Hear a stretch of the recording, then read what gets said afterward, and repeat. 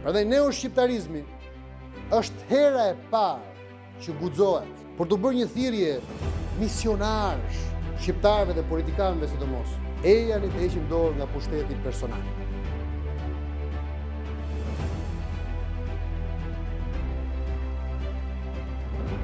Por që bëhet Shqipëria themeli i bashkimit, Shqipëria do të ketë zhvillim ekonomik, do të ketë shtetbërje, shtet, me rituale, me projekt, me protokoll, me fuqi institucionale, me ushtri dhe me polici shembullore, me administratë shërbëtore.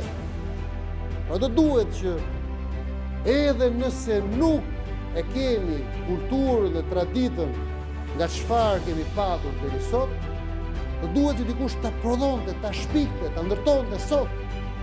Do thoshte shqiptarëve sot ne do bëjmë një shtet me rituale.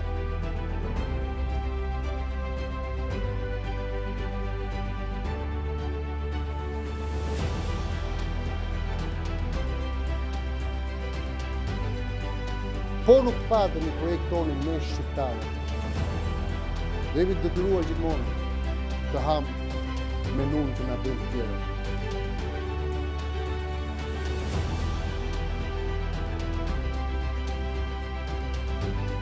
Ju njoftoj që ne do të bëjmë një rinisi. Ne po rinisim çdo gjë me fuqi të re, me energji të re, me besim të ri, me dëshirën më të madhe që kjo rinisi të trokas në sa më shumë zemra qytetarë shqiptarë.